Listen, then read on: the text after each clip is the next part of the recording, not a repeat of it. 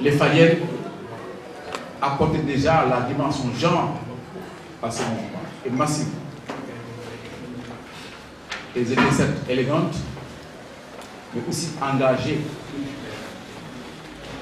culturellement dans la bataille pour l'émancipation de nos populations, et en particulier des femmes. Je disais, en voyant Fatou Sarr incarner le Teyala, peut-être même la reine Céphale dans les îles d'Agouri, de Chef Daou, elle disait: je montrerai la poussière des sabots sur le chemin de Ségou. C'était l'expression d'une détermination. Cette détermination, elle est encore là au niveau de Fatou. Et de manière féerique, nous avions des séances au Cinéma Rex, la salle des fêtes ou à la chambre de commerce. Et abreuver des beaux textes de David Diop ou de Franz Fanon, nous tentions de trouver un nouvel espoir de vie au dernier de la terre. Ça, c'est la première dimension de Fatou. La deuxième dimension, Fatou, elle a transféré cet engagement précoce au niveau professionnel. C'est une social worker, travailleur social, disponibilité, engagée pour l'inclusion sociale et économique. Elle est présente dans tous les réseaux qui se battent pour l'émancipation des femmes. Je crois qu'à cet effet, d'ailleurs, elle a un institut qui s'occupe de genre. Elle a fait du genre un laboratoire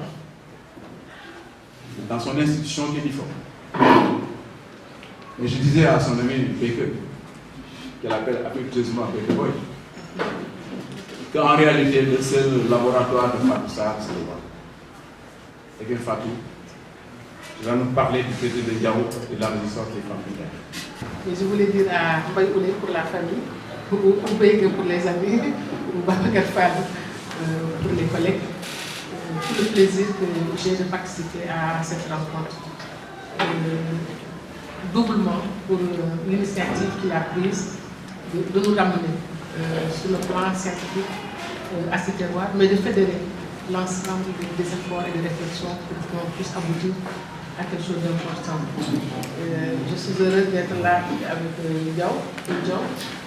On comprend, on est toujours en confrontation, on n'est pas d'accord, parce que je lui parle de civilier, lui aussi me parle de l'oublier, donc c'est très bien comme ça. J'étais très heureuse d'avoir écouté le professeur Abdoulaye Bati, qui nous a permis de remettre sur un contexte, sur une historicité assez longue, qui nous permet de recadrer un certain nombre de réflexions que nous avions. De la même manière, le collègue qui vient de l'université Ibrahim Niass, c'est ça, je crois. Voilà, je crois que j'ai acheté son ouvrage. En tout cas, ça m'a permis aussi peut-être réadapter un petit peu les analyses que je faisais au regard de ce qu'il nous a apporté par rapport au Fouta. Mais je suis surtout très heureuse que ce soit Boubacar Bari qui soit honoré ici. Nous l'avions déjà honoré ici en 1996, je crois. Les journées culturelles du Wallon, c'était à la maison La Folie du Baron Roger. C'est en 2000. Et on l'avait marié officiellement à la Linguère Nagayala. Et c'est parce que c'est avec Boubacar Bari que j'ai vu pour la première fois la statue de Ndaké, que nous avons reproduit chez nous. Et nous avons demandé au maire, Omar Sarr, d'en faire de même pour la ville de Dagana, ce qui est fait. Nous voulions aussi que Ndaké reprenne sa revanche par rapport à Fedal. Et sur ce plan, j'ai quelques divergences avec Doudou, parce que Doudou me dit non, c'est à sort qu'il faut le mettre. Et moi, je dis non, parce que Ndaké a récusé le fait même que sa lignée est vendue sort aux Français. Donc, peu importe, nous tous on est dans la volonté de faire quelque chose. Et moi, je vois la revanche de Ndaké, qui est la première résistante nationale du Sénégal. sur ce plan par rapport à la conquête du pays, parce que c'est elle qui a ouvert la confrontation avec Faidherbe. Mais pour comprendre Ndaté, pour comprendre Ndiémbët, je crois que c'est l'acte fondateur, c'est Talla Kaïder. Et Talla Kaïder nous a expliqué la relation qu'il y a avec le traité de Diao, qui a signé la résistance des femmes. Nous avons essayé d'apporter des éclairages, parce qu'il y a des ouvrages qui présentent Kaïder comme étant une simple histoire de razzia, ce qui n'est pas vrai, puisque on l'a expliqué tout à l'heure, après la bataille de Tchadar, les hommes étaient absents et les coalisés sont venus attaquer Kaïder. Et les femmes se sont défendues en se déguisant. Il faut lire le livre d'Ahmed Seyoussi. Donc, se sont battus, mais après avoir fait découvrir le féminisé, ils sont revenus à la charge, ils n'avaient plus de munitions. C'est à partir de ce moment-là qu'elles se sont suicidées. Donc, le traité de Diao est pour moi un des premiers éléments qui va marquer la reprise des femmes du Waalo, la reprise de l'initiative par elles pour le parachèvement de la conquête du pouvoir. Parce que les femmes étaient au pouvoir. Si on se réfère au livre de Badi, si on se réfère au travail de Bokoussa, parce que le pouvoir, Ndiaye était juste un régulateur en réalité, quand il y a contre la gestion du royaume. Mais c'est quand, à un moment donné, les petits-fils ont décidé d'en faire un rapport de force que les femmes ont été écartées. Je ne suis pas d'accord là-dessus avec Amourossi qui dit que non, le Waalo était patriarcal. Je ne crois pas. C'est ce qu'il explique. Mais dans son propre texte, il démontre que les femmes, ces premières, ont réussi, les enfants de Fatou Moïmaïda ont suivi le même rituel que le braque. Et que d'ailleurs, c'est à l'occasion de ces rituels-là qu'elles ont obtenu ou la bronche ou je ne sais quelle maladie qui les a dessinés. Or, les Linguères, on nous a raconté, on a eu l'information de comment Ndéteyala et sa fille ont été intronisés. Et là, il n'y a pas eu le rituel d'aller chercher le poisson dans le fleuve pour le brandir comme on le fait pour les autres braques, pour se remémorer ce que Ndiaye avait vécu dans le fleuve. Bon, peu importe. Ce qui est intéressant, important, c'est de savoir que les femmes, à un moment donné, quand la bataille est devenue une affaire d'hommes, elles ont été écartées de l'exercice total pour être, cependant, à côté des hommes, et je dirais des binômes maintenant. C'est ça où la Linguère est nommée ou élue selon, à chaque fois qu'un braque est élu, le braque a sa Linguère. J'essaie de travailler avec Doudou pour revoir quelle était la Linguère de chaque braque pour voir ce qu'elle a pu faire. Mais les femmes ont dû payer un très lourd tribut parce que ce sont des familles, c'est une famille polygame, tout simplement. C'est quand, je les confonds, c'est pas Mbartiak, c'est le fils de Mbarkumbo, comment il s'appelle encore? C'est Mbartiak. C'est Tiakambar qui est allé épouser deux femmes, parce que lui il est Loga. Il épouse deux femmes, une qui devient Dios, les Sérères, et l'autre qui devient Tédé. Mais finalement, c'est une bataille entre trois lignes maternelles. Loga, Dios, Tédé, c'est des lignes maternelles qui se battent. Donc c'est la polygamie, tout simplement. C'est pourquoi on ne devra jamais avoir un chef d'État polygame dans ce pays. Oui, ils se sont livrés une bataille atroce pour éliminer les femmes, parce que c'est les femmes qui produisaient des hommes. Il ne me demandera pas, Anta Fayo, qui est son aïeul à lui, on l'a égorgé, on a sorti son fils, éventré, sorti son fils, et c'est un homme, on l'a nommé Mézédien, et puis on l'a tué, parce qu'il ne fallait pas mettre au monde des mâles. C'était ça la bataille. Donc quand on regarde l'histoire du Waalo, ça a été des batailles fratricides atroces où les femmes ont payé un très lourd tribut. C'est pourquoi quand les Français sont venus, j'ai retenu dans les analyses, c'était l'affaiblissement du pouvoir à cause des luttes internes. C'est-à-dire dans le contexte, ça aussi on ne peut pas l'écarter. Donc ces femmes-là, elles étaient obligées de travailler pour avoir une position de pouvoir pour leur propre survie. Donc 1795, pour moi, marque un moment important quand le braque devient malade. perd la raison, on l'exile à Dagana, et Tegrel et sa sœur Fatou Diamakouria prennent le pouvoir. Elles prennent le pouvoir en mettant, c'est là où elles ont commencé à installer des enfantouches au niveau du pouvoir.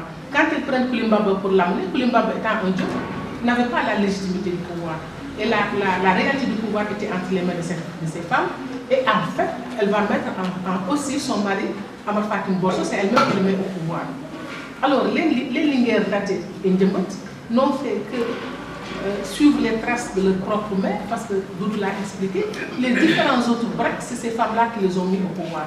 Maintenant, nous avons l'explication de l'intronisation de Nombo Mali, quand ces femmes donnaient l'équivalent de, comme on dit, Andarou, je ne sais pas si c'est 2 kilos, combien, Andarou pendant les 3 jours que duraient les consultations, et elles ont remis de l'argent qui équivalait, je ne sais pas, à 2 ans de redevance du comptoir colonial. Et les hommes leur ont demandé de leur proposer un homme. Elles ont amené leur cousin qui était en train de pêcher au fleuve, ils l'ont bien nettoyé, ils l'ont bien habillé, on l'a élu, et puis effectivement, ils l'ont exilé à Goma, ils lui ont donné une épouse et ils ont continué à exercer le pouvoir.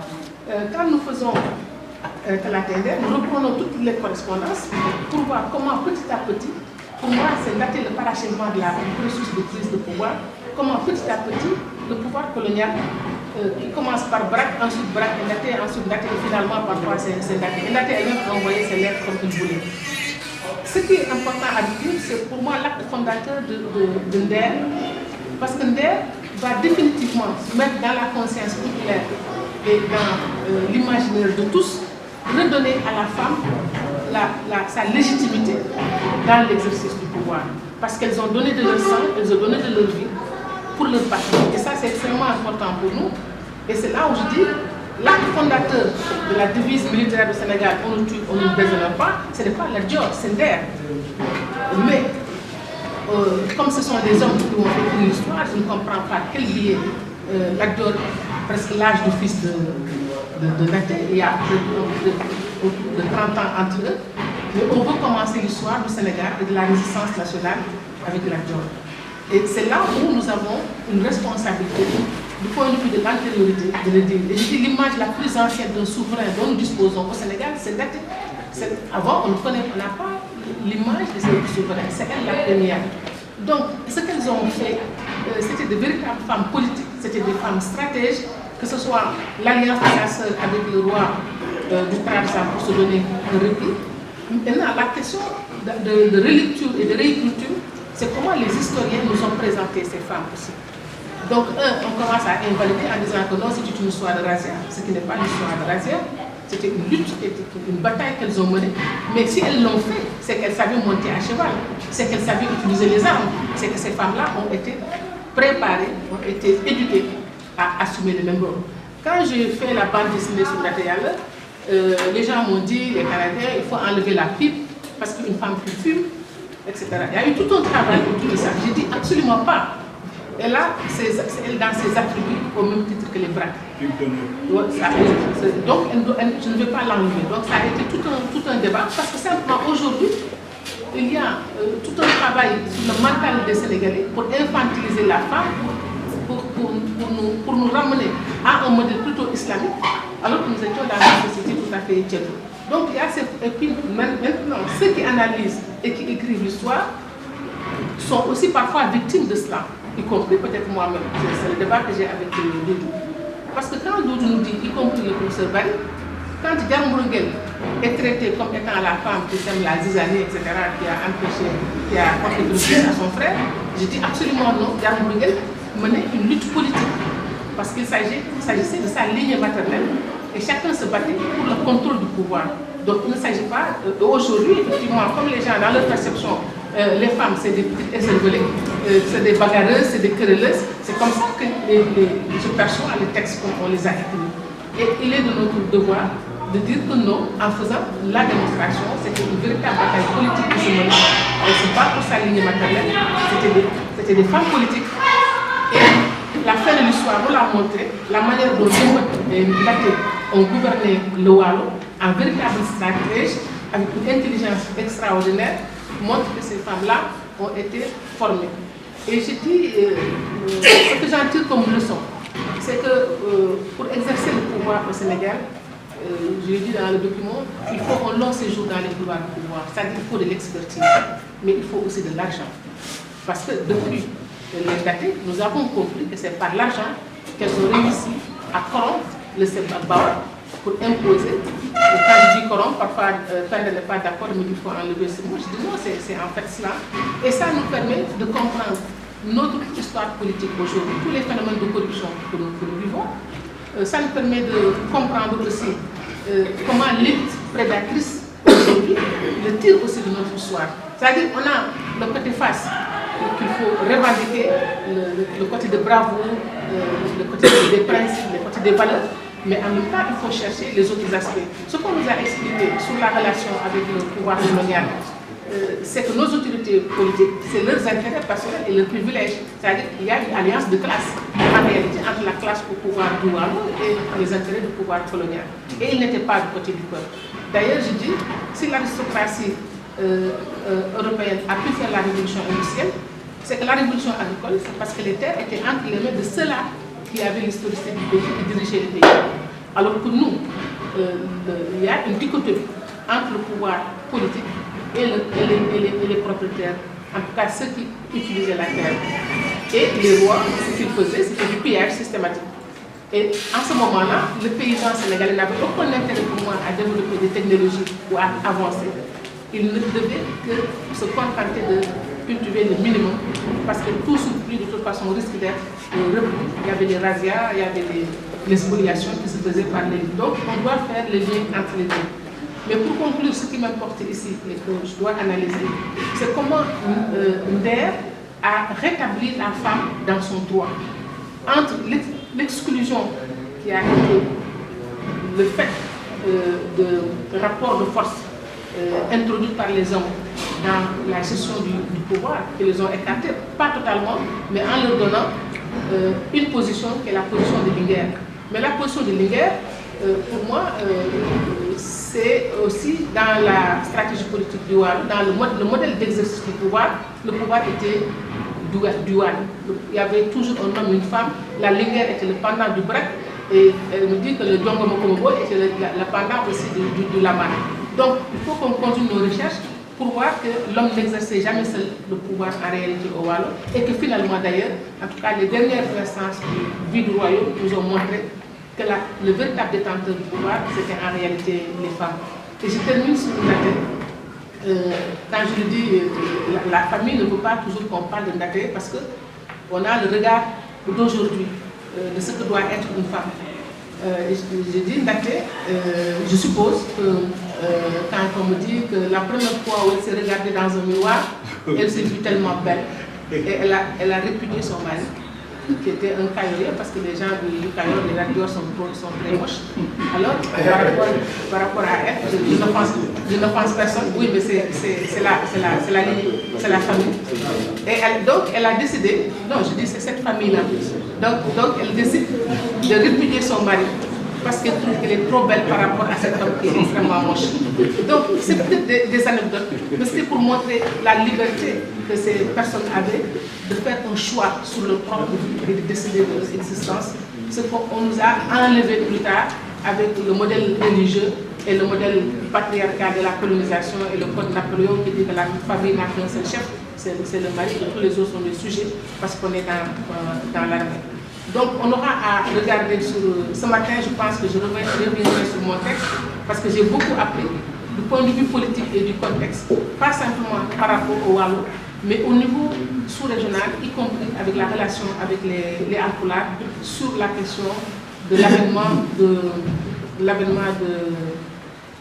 Talaatay Nder, qui est une conséquence, en fait, du traité de Ndiaw. Je crois que le lien a été tellement bien établi que ce n'est pas la peine de revenir là-dessus. Mais ce que nous retenons, c'est que si aujourd'hui on ne va pas célébrer, le traité de Ndiaw, mais le traité de Ndiaw, au compte finish, parce que je disais à Bégui, il n'est pas question qu'on célèbre le traité de Ndiaw. Mais au finish, je me dis que le traité de Ndiaw, du point de vue des questions de rapport entre hommes et femmes, du point de vue de la perspective du genre, a été quelque chose d'intéressant pour les femmes. Parce que c'est ça qui va permettre aux femmes de revenir au devant de la scène. Et Fatou Yaman était aussi une visionnaire politique, puisqu'elle a fait évacuer ces deux filles qui finiront par diriger le royaume. Et elles n'ont jamais été élues braques. Mais en fait, l'histoire ne retient plus le nom du dernier braque du Waalo. Peu de personnes savent que c'est Mambo Mali, mais tout le monde sait que c'est Yemen et c'est Ndaté qui était la reine du Waalo. Et c'est là où nous devons essayer d'influencer le pouvoir politique aujourd'hui pour dépasser la question de la parité et revenir sur la question des binômes. Je pense que la question des listes de députés ne doit plus être une liste alternée, un homme et une femme. En tout cas, on va travailler là-dessus en disant que nous fusons à partir de notre culture, mais parce que c'est ça qui nous empêche d'avoir la parité parfaite. À chaque fois qu'il y a des listes uniques, c'est des hommes qui sont nommés.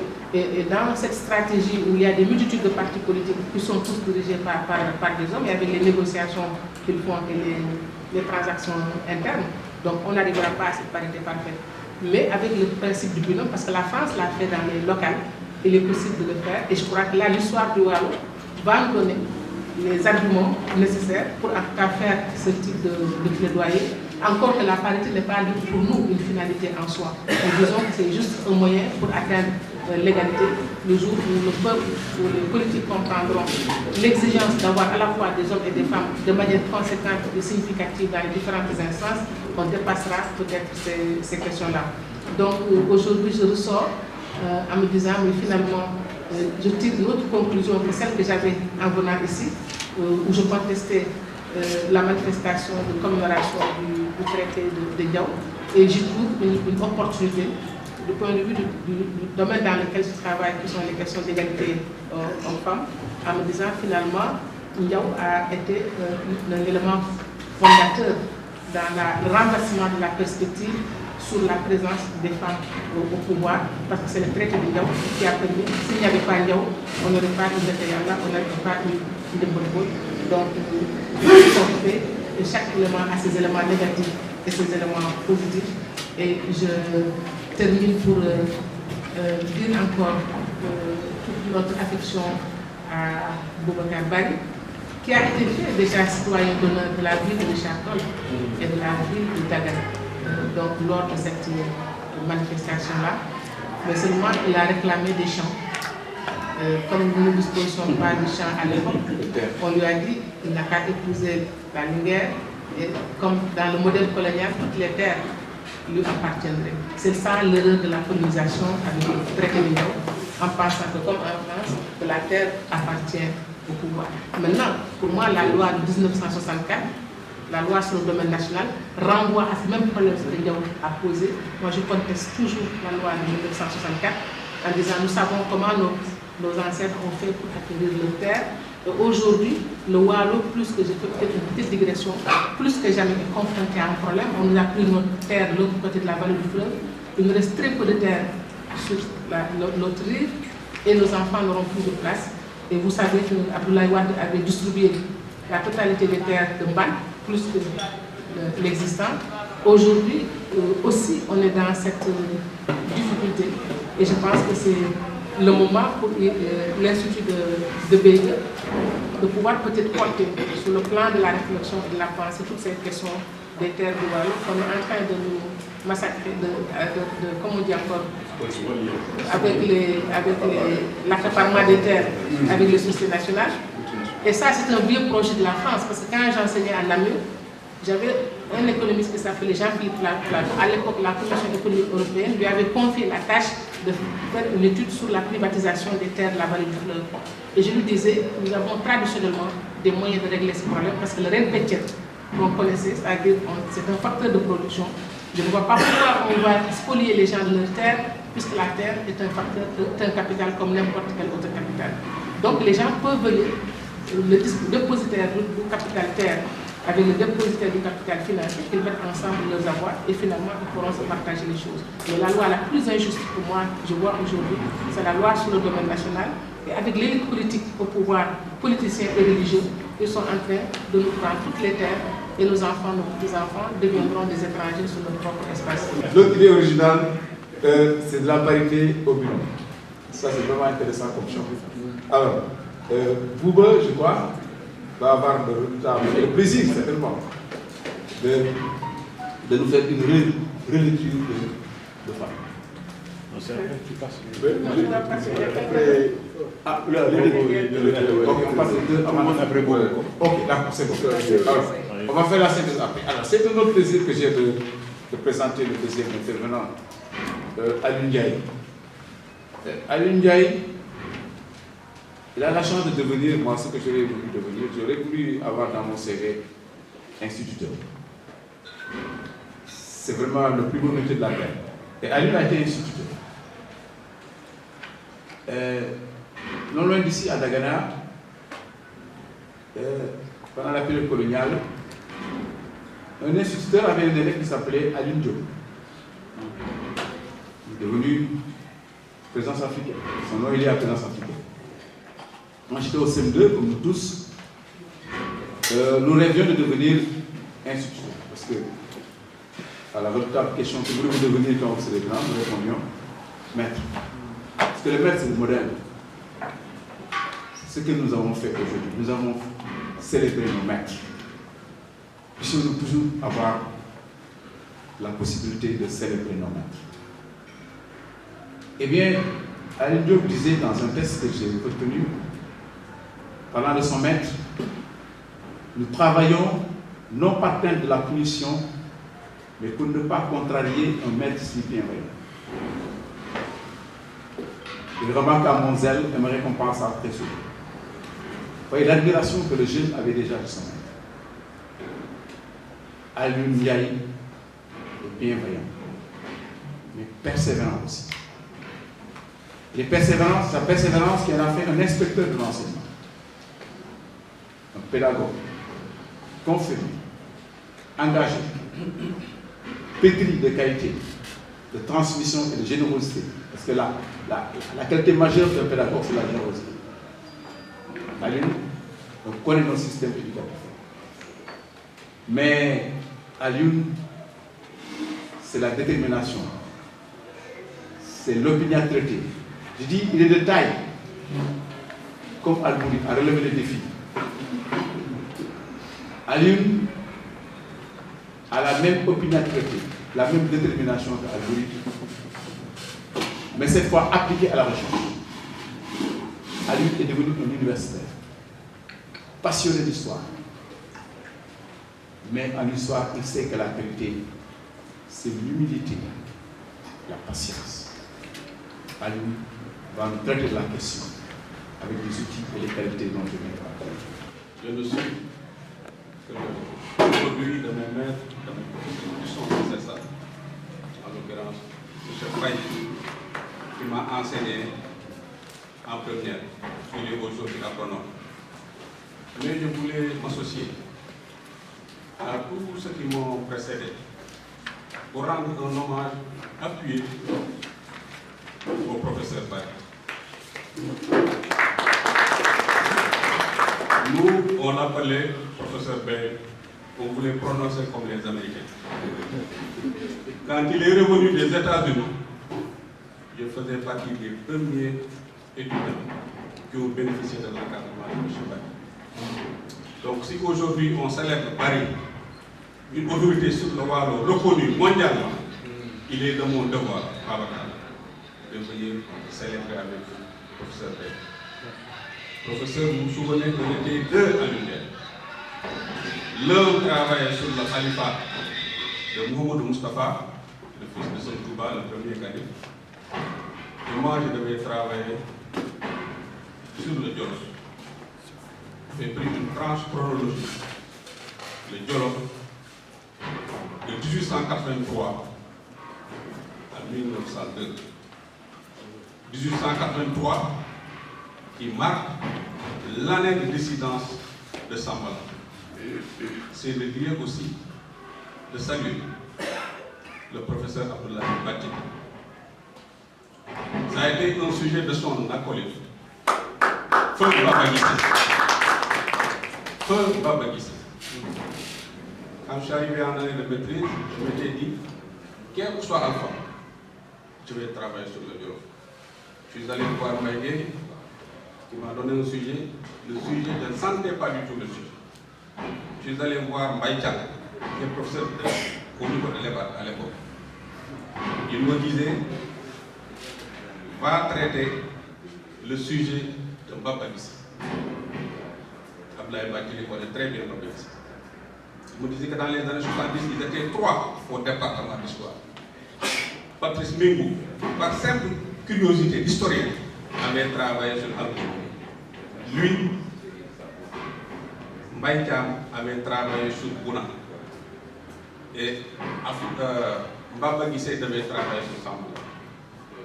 Malheureusement pour Mbaba Guissé, avec ses activités politiques, syndicales, il n'a pas pu terminer le sujet. Il était encore de mon devoir de prendre ce sujet, d'autant plus que je ne voulais pas répéter les autres, je ne voulais pas faire du flash. Le sujet m'avait rébuté, parce que pour moi, c'était de l'histoire événementielle. Mais je me suis rendu compte par la suite qu'avec l'ouverture que nous avons eu de ce sujet, avec les autres écoles que nous avons eu à convoquer, ce sujet est en train de nous mener très loin. C'est lié aussi de rendre un hommage appuyé à Rokhaya, qui était dans mon jury avec Ousseynou Faye et Baye. C'est grâce aux critiques de Rokhaya que je suis en train de poursuivre véritablement ce sujet. Je remercie aussi Babacar qui m'a invité à ce banc. J'ai rencontré des parents du Walo qui m'ont dit c'est pas la peine de nous parler du Jolof. Parce que le Walo, c'est le Jolof, c'est la même chose. Donc, je vais parler des relations entre le Walo et le Jolof. Peut-être avec cette note introductive qui résume tout, ce sera un peu une provocation. Certaines thèses défendent l'idée selon laquelle le Jolof serait le berceau de la plus ancienne monarchie du Sénégal. De vastes développements nous indiquent qu'il est contemporain à l'Empire du Ghana, selon toute vraisemblance et au déclin du Mali. Il doit son existence au légendaire Diadjandja. Diaw, on a un ancêtre commun. Mais je ne sais pas si c'est le Walo qui a précédé le Jolof ou c'est le contraire. En tout cas, nous allons discuter de l'antériorité de l'œuvre de la. Il comprenait à son apogée le Walo, le Kayor, le Baol, le Sine, le Saloum, le Dima et une partie du Bambou. À la suite de la scission de Dangui, le Walo s'émancipa de la tutelle du Jolof et entraînait des relations politiques, tantôt conflictuelles, tantôt sociales, économiques. Vous pouvez, à partir du poste de Merneguer, revisiter les relations entre Albouri et Yamar Boy.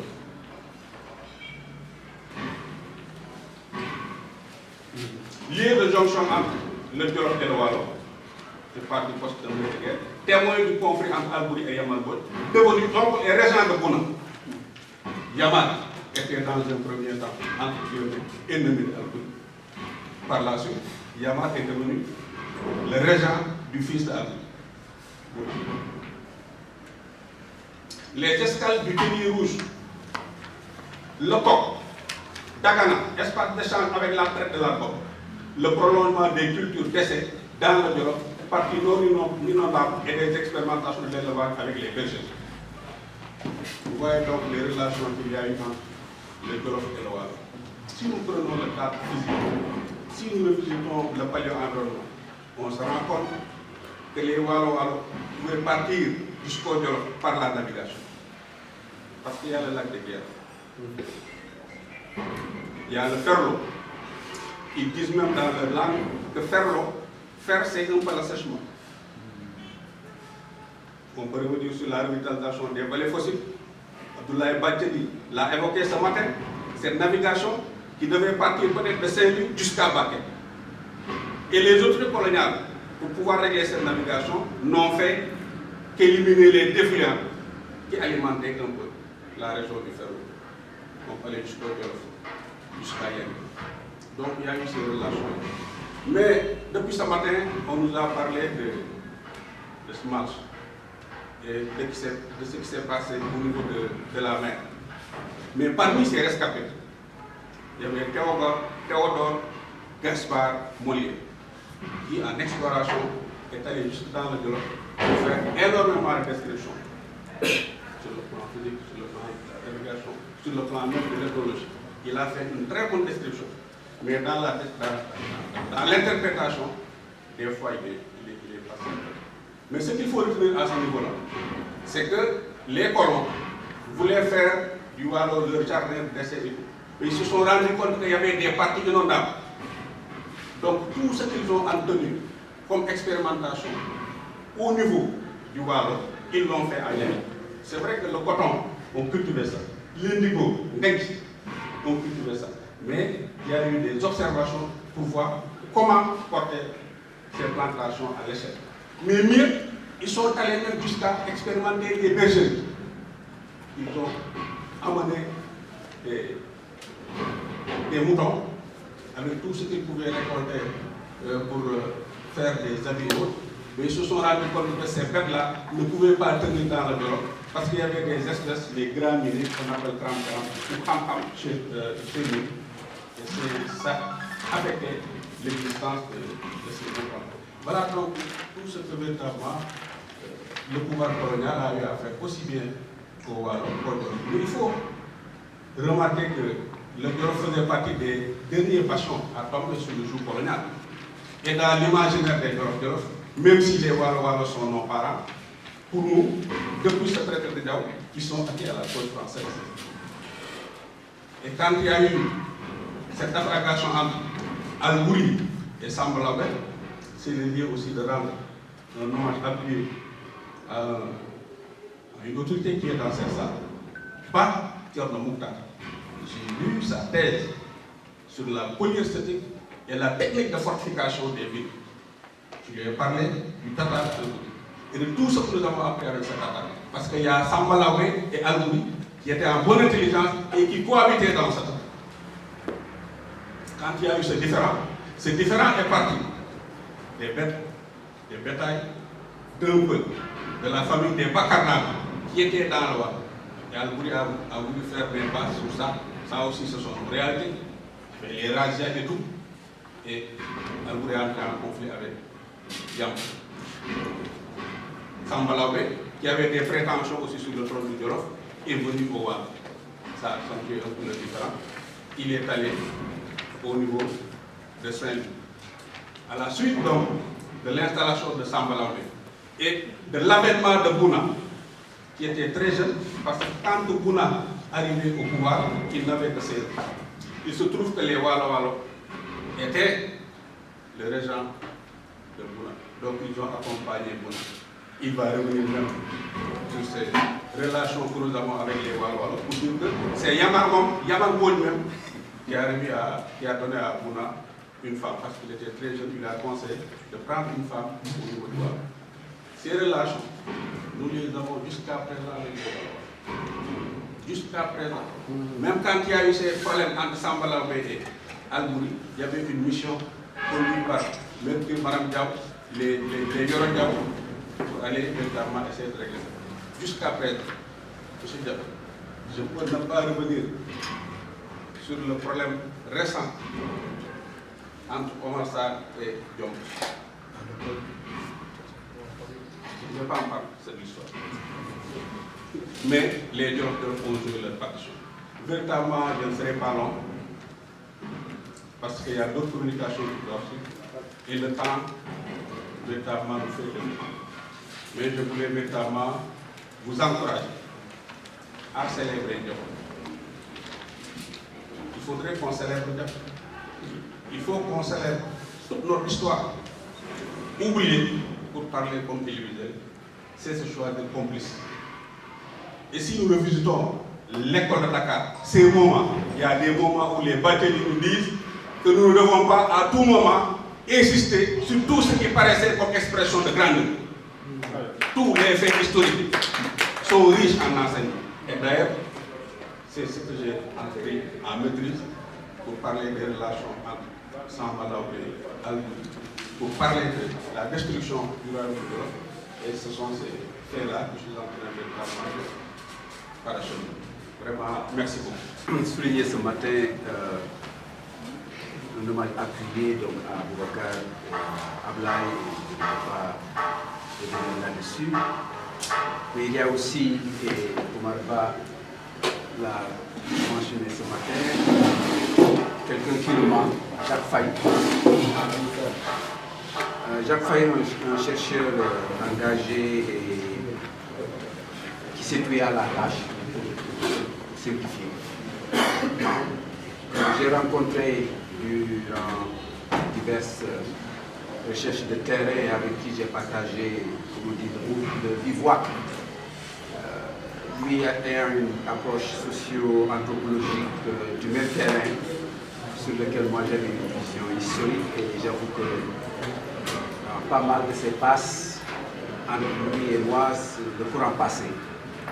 On avait même formé le vœu de publier quelque chose en commun, ce qui n'a pas abouti, d'une part parce que au début des années 90, il s'est engagé dans quelque chose de plus grand, disons, et qui prenait tout le temps, et moi-même, passer l'hivernage ailleurs, devenu un navétane, qui revient de temps en temps, comme cet après-midi, où je me retrouve ici. Et lorsque Babacar Fall m'a mis au courant de son projet, j'ai fait des pieds et des mains pour pouvoir venir, d'une part parce que je lui avais fait faux bon, disons, une première fois, et je ne voulais pas que cela se répète. Étant donné que nous avons des relations très proches, lui et moi, nous avons même publié ensemble, et dans le monde des chercheurs, lorsqu'on publie ensemble, ça montre donc l'estime que l'un porte à l'autre et vice-versa. Donc merci d'avoir pensé que ma contribution est utile. Et ma contribution, encore une fois, se place un tout petit peu dans la perspective de Boubacar et d'Ablaye, donc dans une longue durée, 200 ans. J'appelle donc Sisyphe, également le mythe de Sisyphe, maintenant que nous connaissons pourquoi cet homme qui a défié les dieux, en réalité, quelque chose de très humain, il a révélé la cachette où Zeus cachait une de ses proies, et Zeus, furieux qu'il l'ait dépossédé d'une proie, évidemment féminine, l'a fait condamner à faire monter une pierre jusqu'au sommet de la colline, et la pierre descend de l'autre côté, il la remonte et la pierre descend, éternellement recommencement. Et on a un peu l'impression qu'effectivement, à partir de 1819 jusqu'à maintenant, c'est un éternel recommencement en ce qui concerne les politiques agricoles dans ce pays. D'une part, il y a le volontarisme qui fait que l'État dégage des priorités, de l'argent, nomme des gens. Schmalz est le premier, Roger, ensuite de suite, jusqu'à présent. Stagnation parce qu'au fond, rien ne change, il faut le dire. Crise, même lorsque quelque chose réussit, comme la culture arachidière, à un moment donné, maintenant, tous les économistes et sociologues sénégalais s'attachent à dire qu'au fond, ce n'est pas une réussite, c'est plutôt un échec.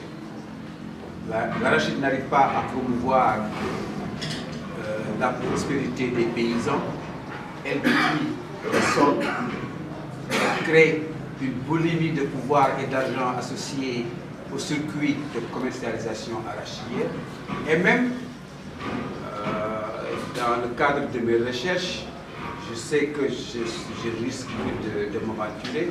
Peut-être le premier cas de détournement de deniers publics dans les années 1910, en particulier dans une coopérative, où finalement on se rend compte que c'est une pratique qui a au moins 100 ans dans ce pays. Donc ce n'est pas le régime du PS ou du PDS qui a inventé ça, c'est quelque chose de très ancré dans notre système de détournement de deniers publics, en particulier le système coopératif. Donc l'ONCAD, c'est peut-être l'incarnation du mal absolu pour certains de notre génération, mais en réalité l'ONCAD a des racines profondes dans le mal. Voilà, donc c'était en liminaire ce que je voulais dire.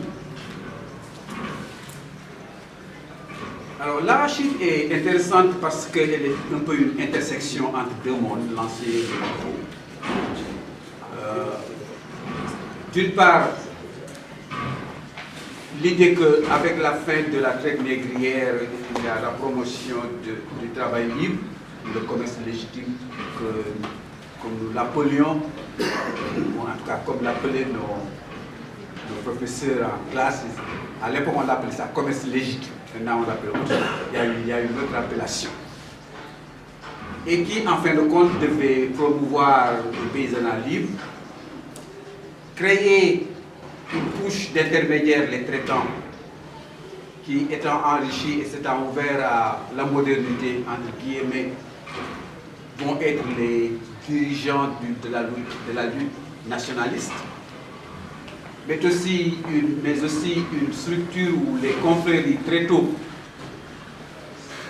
quand je dis très tôt, déjà dans les années 1909-1910, jusqu'à la Première Guerre, il y a déjà une perspective que les confréries allaient être extrêmement importantes dans le cadre de ce développement, et dans les années 30, c'était déjà un fait accompli. Il leur a fallu 10 à 15 ans pour s'établir comme étant intermédiaire obligé dans le monde rural pour ce qui est du bassin arachidier.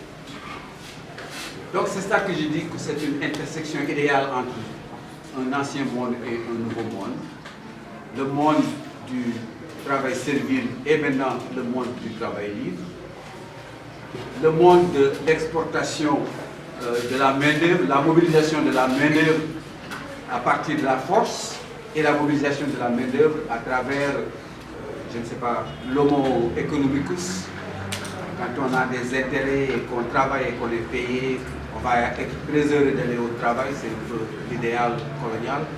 Et comme je dis, c'est un peu cette intersection. Et maintenant, il y a toujours cette intersection entre l'ancien et le nouveau. Les nouvelles politiques agricoles sont toujours à la recherche de la clé qui permet à ce paysanat, à ce monde rural de se libérer, entre guillemets, et de progresser, entre guillemets, et de contribuer à leur propre émancipation, entre guillemets, etc., etc. Donc, la problématique reste entière, c'est pourquoi donc le titre de volontarisme, stagnation et crise se justifie un peu d'une manière générale. Pour ce qui est de la période entre 1816 et 1880, donc j'ai quelque chose comme 5 périodes que je dégage plus ou moins avec des dynamiques différentes. On est en plein dans le volontarisme, évidemment, le gouvernement français envoie Schmalz, lui donne de l'argent, envoie le baron Roger, lui donne de l'argent, donne des terrains à l'Église catholique et subventionne par ces terrains, mais aussi par d'autres moyens, donc la production agricole, et qui était justifiée évidemment par la nécessité de compenser la perte d'Haïti. Haïti a été l'entreprise coloniale la plus fructueuse de l'histoire de l'humanité. En termes de ce qui a été investi en Haïti et ce qui a été récolté par la France, c'est l'entreprise coloniale la plus fructueuse, en tout cas pour l'instant par les chercheurs économistes en histoire. C'est certainement la perle, et lorsque l'Empire français l'a perdu, par l'incapacité de défendre et de reconquérir Haïti, il fallait retrouver une autre île ou une autre terre tropicale pour ces cultures. Et le choix s'est porté sur la seule terre tropicale qui revenait à la France d'après le traité de Paris, donc le Sénégal. C'est comme ça aussi que ce n'est pas seulement parce qu'on avait une idée du Sénégal qu'on voulait faire quelque chose, mais on avait une idée du Sénégal pour remplacer Haïti. C'est pourquoi les cultures coloniales, ce ne sont pas seulement des cultures tropicales qu'on retrouve dans le sud ou dans les Caraïbes comme le coton, mais on a essayé du café, on a essayé de l'avocat, on a essayé de la goyave, on a essayé toutes sortes de variétés. La liste est tellement longue que quelquefois on se dit où est-ce qu'ils sont allés trouver cette liste. L'idée étant que l'une de ces choses devrait marcher, ou peut-être deux, ou peut-être trois, on ne sait pas tout. Ce qui fait que lorsque la situation coloniale plus tard va réclamer le succès de l'arachide, d'ailleurs nous l'avons introduite, nous avons même introduit les outils qui permettent de cultiver l'arachide. Il y a une fameuse légende du Hilaire ayant été inventée par Hilaire Prom, circulée dans les textes historiques français à l'époque, évidemment, l'arachide, comme on le sait maintenant, était déjà cultivé et identifié à l'époque des navigateurs portugais en Afrique de l'Ouest. Encore qu'il y a une question, parce que ce qu'ils appellent poids de terre, tous les historiens ne sont pas d'accord, parce que c'est comme ça que les Portugais appellent le poids de terre. Tous les historiens ne sont pas d'accord pour dire que c'est l'arachide, mais en tout cas, mais nous savons de façon sûre qu'au milieu des années 1600, il y a une identification claire et nette de l'arachide étant produit et consommé, et même dans des endroits qui étaient très loin de la côte, c'est-à-dire que l'affinité des gens de Ségou pour la pâte d'arachide date de très longtemps. Et dans cette période de 1816 à 1880, il y a un ouvrage extrêmement important qui souvent est passé sous silence et bien sûr, il est trop gros, il fait 1200 pages et plus, publié d'abord en 1874 et puis republié, réédité jusqu'à la dernière, 8e je crois, 8e et dernière édition en 1908. De quelqu'un qui s'appelle Paul Leroy-Beaulieu, de la colonisation chez les peuples modernes, qui fondamentalement crée l'idéologie, la France doit sortir de la métropole européenne, aller exploiter ces terres étrangères. Et voilà comment ça doit se faire. Et là, l'accent le plus important, c'est évidemment la mobilisation de la main-d'œuvre. La main-d'œuvre est l'objet principal du système colonial, comment faire travailler les indigènes, que ce soit par le travail forcé, que ce soit par la conscription, que ce soit par la rémunération. C'est cet ouvrage-là qui fondamentalement crée une sorte d'épine dorsale qui justifie et qui permet d'organiser le système colonial et en particulier dans ce qui nous concerne le système arachidier. La deuxième période, entre les années 1880 et 1910, on a une expansion du bassin arachidier vers le bassin arachidier actuel, en particulier donc la zone au sud de Diourbel, Gossas et Colobane, Kaffrine, etc., etc. Donc le Sine Saloum actuel et le Sine, bien entendu, qui était déjà atteint par le biais du Cayor, mais l'essentiel du bassin arachidier, c'est vraiment entre les années 1880 et 1910. Et là, il y a déjà des problèmes que, comme j'ai dit tout à l'heure, les Daramourides qui défrichent les forêts du Saloum font déjà l'objet de rapports kilométriques. Faut-il les laisser faire? Faut-il les encadrer? Faut-il les expulser? Comment le faire? Etc.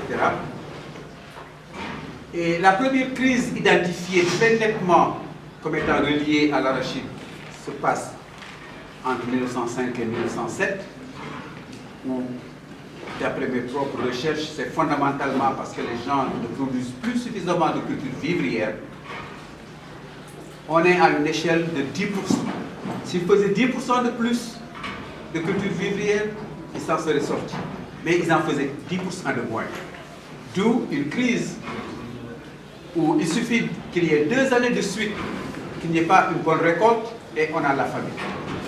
À la suite de cette famine de 1907, en 1908 et en 1909, un administrateur du Saloum, du Sine Saloum, donc qui relie le roi Beaulieu, qui aussi relie un tout petit peu, avec beaucoup de sympathie, le baron Roger.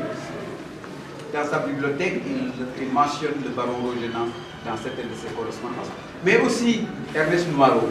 Ernest Noirot, c'est un peu un baron Roger, soit 70 ans après. Quelqu'un qui était très, comment dire, amoureux de l'Afrique, qui pensait que l'Afrique n'avait rien à copier et que les Européens étaient plutôt plus débiles, entre guillemets, parce qu'il utilise un mot comme ça. Il dit que la civilisation européenne est une civilisation de mots, donc de garnement, comparée à la civilisation africaine. Donc Ernest Noirot qui a traîné ses bottes aussi dans le Fouta, bien entendu. Donc il y a une relation là aussi extrêmement intéressante. J'ai commis un article avec Charles Becker sur Ernest Noirot. Alors, dans cette période, donc, apparaît l'idée que oui, mais le paysan africain, ce n'est pas parce qu'il est, entre guillemets, bête. Je vais aller vite, hein, je sais pourquoi j'utilise des mots comme ça direct. Hein. Mais c'est parce qu'on ne lui apprend pas assez. Alors, on va lui donner un peu plus de nourriture pour une période limitée. C'est de là que vient la fameuse soudure. On va lui donner ça pour permettre qu'à la prochaine récolte et à la prochaine récolte, parce que c'est un programme sur 2 ans, il va se remettre sur ses pieds.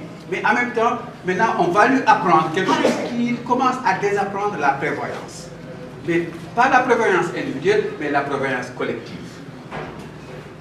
Et évidemment, ce grain va fleurir dans la période suivante, où on va avoir l'apparition des sociétés indigènes de prévoyance.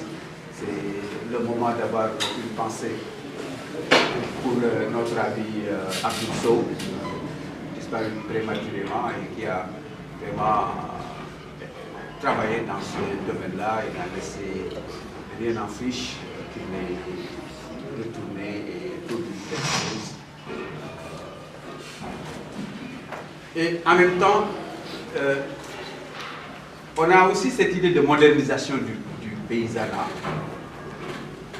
par la sélection de semences et par l'introduction d'engrais et l'extension de modèles même de culture africaine et antillaise à d'autres, disons, au paysanat africain. Et on crée la ferme de Bambey, qui bien entendu va devenir le CNRA et l'ISRA actuel. C'est donc cette période où il y a ces graines de semences. La période 1910-1940, évidemment, est marquée par des crises de 1920 à 25, 1927 à 1936, et où on se rend compte de la limite du développement de l'arachide, c'est-à-dire qu'il y aura, et le gouvernement français maintenant en est convaincu, une rupture de la capacité des paysans sénégalais de se nourrir. Et la politique d'importation du riz indo-chinois, donc un calcul où on paie aux paysans sénégalais assez d'argent pour acheter du riz indo-chinois, c'est là où c'est cette période où cela devient une politique disons, systématisée et qui va durer et qui diront certains. C'est aussi la période de la consolidation d'une alliance État à travers entre l'État, entre les sociétés indigènes de prévoyance, les maisons de commerce que tout le monde connaît, les volets de From, CFAO, etc., et les confréries religieuses, donc qui va dominer presque sans partage jusque dans les années 60, où il y aura une redistribution des cartes, et en particulier les maisons de commerce vont disparaître dans l'ombre, mais l'État et les confréries religieuses sont toujours une paire à laquelle va s'associer de temps en temps un autre participant, mais ces deux sont toujours là au moment où ils partent. C'est aussi le moment qu'on démarre des travaux d'infrastructure, le chemin de fer ici ou là, je ne vais pas détailler, que ce soit le chemin de fer du Biolof, que ce soit le chemin de fer Gossas Lydiane, donc pour évacuer les arachides, etc. C'est aussi la période où il y a des essais d'industrialisation locale, donc Diourbel et Lydiane. Mais quelque chose d'intéressant, parce que souvent on parle de Marseille et Bordeaux, les maisons marseillaises et Bordeaux.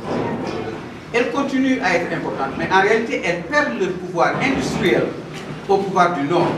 L'arachide sénégalaise est triturée et transformée dans le Nord en France. C'est Valenciennes, Douai, Lille.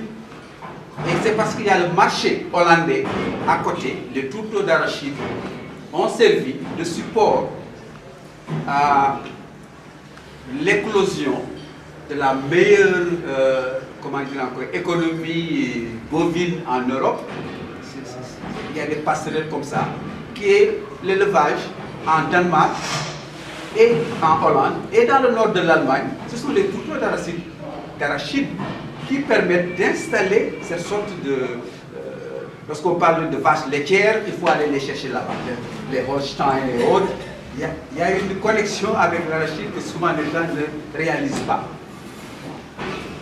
Et donc, Kamak et le port est aussi cessé à l'industrialisation, en particulier avec l'usine de Lydiane. Et le succès semble être patent, malgré les crises de 1925 et de 1926.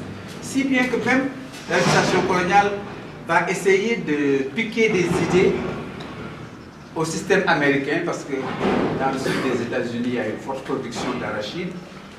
Les trois principaux producteurs d'arachide à l'époque, c'est bien entendu le Sénégal, les États-Unis et la Chine. Et je crois que ce trio est toujours important. Mais le modèle américain montre ses limites très vite parce qu'il est fortement mécanisé. Il y a une surcapitalisation du champ et finalement il ne va pas prendre. La période 1940-1960, c'est l'alliance État-confrérie et industrie qui domine. Les traitants sont en train de disparaître et finalement n'ont plus de poids. Et en fait, ils se replient derrière des trucs comme derrière des domaines comme la distribution. C'est là qu'apparaissent les magasins Trentania, les magasins CFAO, des trucs comme ça, parce que l'arachide ne marche plus pour ces usines. Et Dakar va détrôner Kaolack, en particulier parce que durant la guerre, une partie de ces usines de trituration d'arachide en France est délocalisée à Dakar. Les Petersen, qui bien entendu n'est pas français mais danois, et donc ces usines sont démontées, et l'usine Lessière aussi, sont démontées et remontées en Afrique pour échapper à la domination allemande. Donc là aussi il y a quelque chose de très intéressant. Le bassin arachidier s'élargit. C'est là où on commence à essayer la mécanisation, le colonnade de Boulel, donc la Haute-Gambie, et donc on se dirige vers Koungheul, on dépasse même Koungheul et on va. On investit beaucoup. Le FIDES, le Fonds d'investissement et développement économique et social, financé par le plan Marshall. Les premières sommes d'argent n'ont pas été dépensées en France. Lorsque la France reçoit le plan Marshall, elle dépense cet argent d'abord en Afrique. C'est ce qui explique donc le FIDES, où on essaie d'industrialiser et d'étendre la mécanisation de l'arachide en investissement les fonds du plan Marshall qui ont été donnés à la France. Entre guillemets aussi, c'est là où la France s'est d'abord avec l'habitat social. Les HLM, l'expérience des HLM n'a pas commencé en France. La France a construit des HLM en Afrique, à Dakar, avant de faire des HLM en France avec les fonds du FIDES. Ici, les axes porteurs, c'est le rapport Porter, le fameux rapport Porter, et le rapport Nekash, que beaucoup d'entre nous connaissent. Porter, qui finalement fait un bilan en particulier de la dégradation des sols par l'arachide, des problèmes de mobilisation de main-d'œuvre, de l'appauvrissement en fait des paysans sous l'arachide plutôt que de leur enrichissement. Et le rapport Nekash est consacré sur les mourides. Et ils essaient un peu de comprendre pourquoi les mourides s'intéressent à l'arachide, pourquoi ils sont devenus incontournables et comment traiter avec eux. Ces deux rapports marquent donc ces années 40 jusqu'aux années 60 deviennent un peu la Bible du gouvernement. Les années 60 et 90, donc il y a des périodes comme de 60 à 71, donc on nationalise l'agriculture, c'est la période de l'ONCAD, mais évidemment les sécheresses de la fin des années 60 montrent les limites. Et ensuite, quelque chose qui était déjà apparu plus tôt durant la Première Guerre mondiale, donc le détournement du denier public devient tellement chronique que finalement la BNDES et le couple BNDES-ONCAD devient, disons, synonyme de gabegie, de prébande, de détournement. À partir de 71, on pense à faire autre chose. Mais en plus, à partir de 71, les disponibilités de l'État du Sénégal à nourrir sa population sont amoindries. Donc on fait appel à des prix, à partir de 79 en particulier, à des prêts de la Banque mondiale, d'où évidemment ce qui va suivre les cycles d'ajustement structurel que nous éprouvons jusqu'à présent. À partir de 79, disons la fin des années 70, justement avec ces politiques d'ajustement structurel, on entre dans la phase des nouvelles politiques où, au fond, on élimine l'ONCAD, on élimine la BNDES, on élimine beaucoup de ces structures et on essaie de réduire la politique agricole à des politiques sectorielles. La politique du coton, la filière de l'igname, non, du manioc, pardon, la filière du manioc.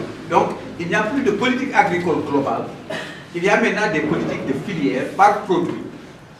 Et c'est là où aussi il y a un grand conflit.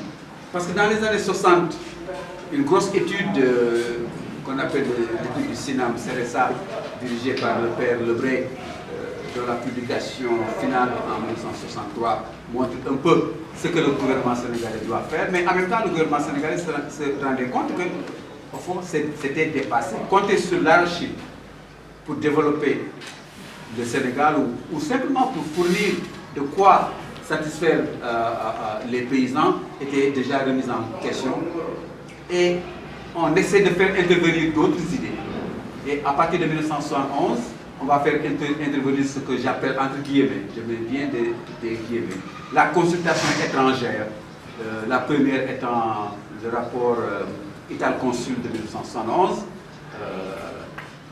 qui vient un peu permettre au gouvernement sénégalais de réorganiser donc cette économie qui ne marche plus. La période 1990 à maintenant, c'est un peu cette sorte d'hésitation. L'État cherche à maintenir sa mainmise politique tout en libéralisant le jeu agricole. La consommation alimentaire des zones urbaines et périurbaines, non l'industrialisation, l'industrie de transformation, les huileries, etc. devient l'engin de la croissance. En fait, ce n'est plus ce qui est généré par l'arachide qui devient le moteur de la croissance, même pas de la croissance agricole, mais maintenant de plus en plus ce sont les zones maraîchères, c'est la pêche. Ce secteur est dominé par des agriculteurs non traditionnels, en particulier des zones maraîchères, qu'on appelait cultivateurs du dimanche et qui, à partir des années 1990, sont qualifiés d'entrepreneurs agricoles. Ce ne sont plus des agriculteurs du dimanche. Et dans beaucoup de domaines, on peut dire que s'il y a un succès dans ce pays, c'est cet entrepreneuriat. C'est-à-dire que les produits maraîchers et les produits fruitiers, etc., qu'on consomme en milieu urbain, sont devenus le facteur le plus important, finalement, de l'économie agricole. Et à côté, bien entendu, la pêche, que je ne couvre pas ici de façon extensive. Mais les problèmes demeurent parce qu'il y a des millions de Sénégalais qui toujours comptent sur ce qu'on leur a dit, que si on défriche les champs, on sème les graines, la pluie viendra, on récoltera, on aura de l'argent, on achètera de quoi manger, on achètera des habits à la famille, on épousera une femme, on achètera un vélo ou un poste radio, etc. Et le gouvernement est toujours dans ce cadre-là. Tout le monde suit à chaque bulletin de l'ORTS, maintenant le prix du producteur, les producteurs d'arachide ne veulent pas vendre. Dans les années 80-90, ils ne voulaient pas vendre à l'État sénégalais, ils allaient en Gambie. Ensuite, c'était devenu une sorte de bras de fer, en particulier entre les califes, le califat mouride, disons, pour simplifier, et le gouvernement. Qu'est-ce que vous allez faire pour les producteurs d'arachide? Et le gouvernement qui promet et qui est incapable de rester fidèle à ses promesses, d'une part parce qu'il n'a pas les moyens financiers pour le faire, et d'autre, la façon de délivrer, de produire cette manne, entre guillemets, est détournée et siphonnée par d'autres systèmes qui font que la crise se répète et au mieux on a de la stagnation. La migration vers la ville se continue.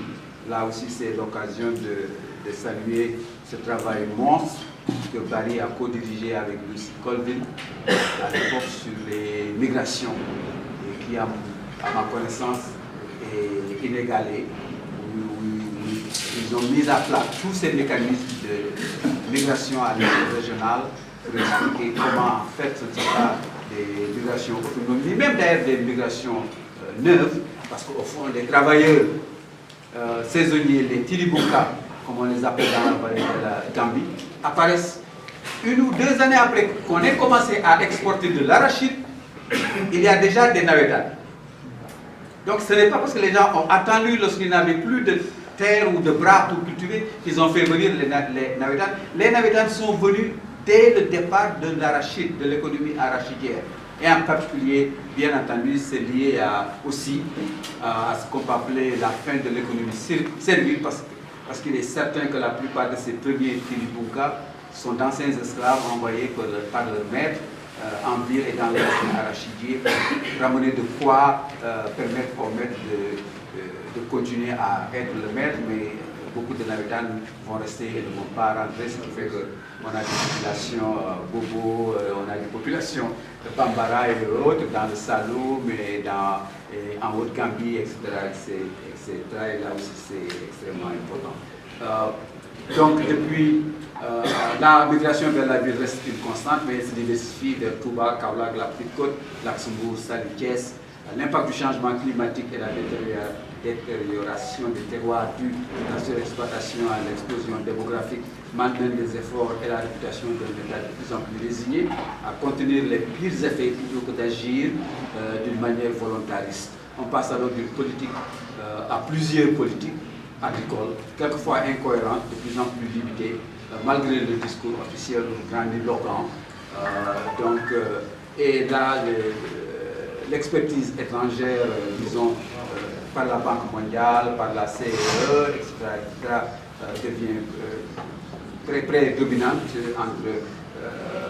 jusqu'au milieu des années 90, où il y a maintenant, surtout en matière avec l'ISRA et d'autres structures de ce genre comme l'IPAR, l'expertise nationale est en train de reprendre en main donc, cette recherche et de penser pour nous-mêmes, par nous-mêmes, ces politiques agricoles. Merci de votre attention.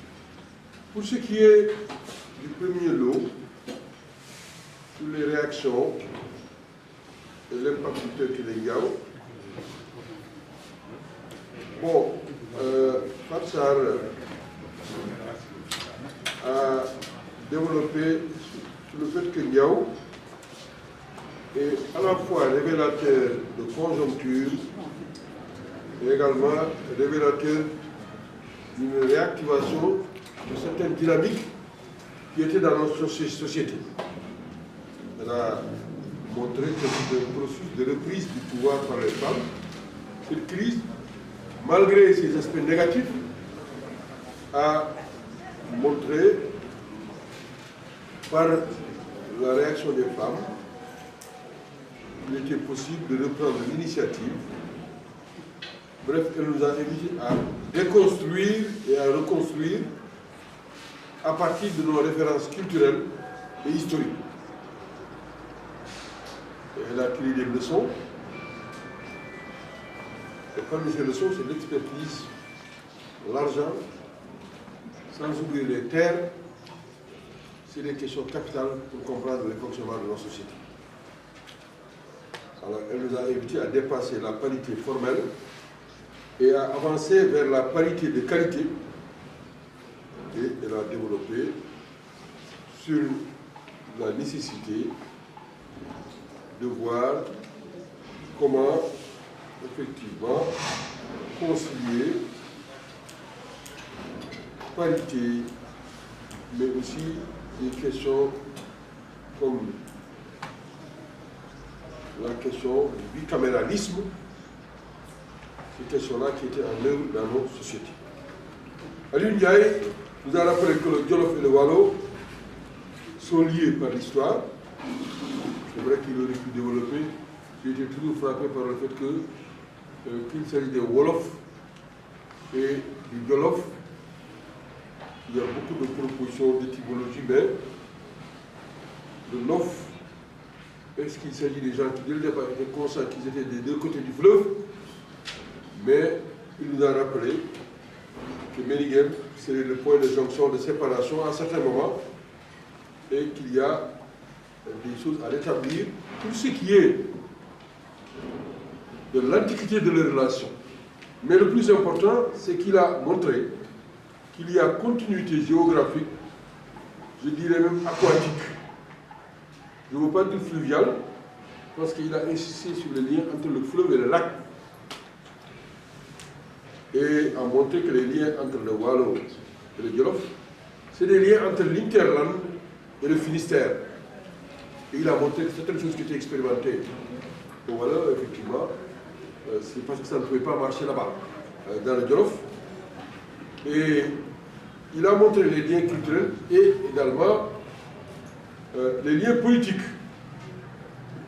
à savoir les migrations de population, les relations entre les dignités. Il a parlé d'Albouri, Samba Laobé, et de Bouna et de Lombout, et a montré que conseil, appui, soutien, tout cela était en œuvre. Alors, pour ce qui est maintenant de la session 5,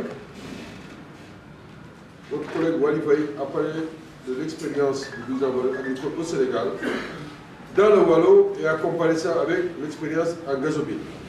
Il nous a proposé une méthode très intéressante, le recours à la linguistique, les toponymes, pour comprendre certaines dynamiques.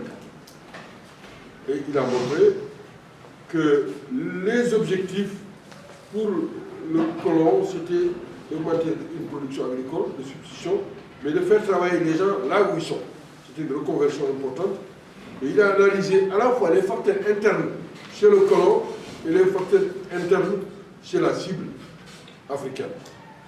Alors, l'initiative de l'État français, il a analysé les traités proposés également à l'interlocuteur.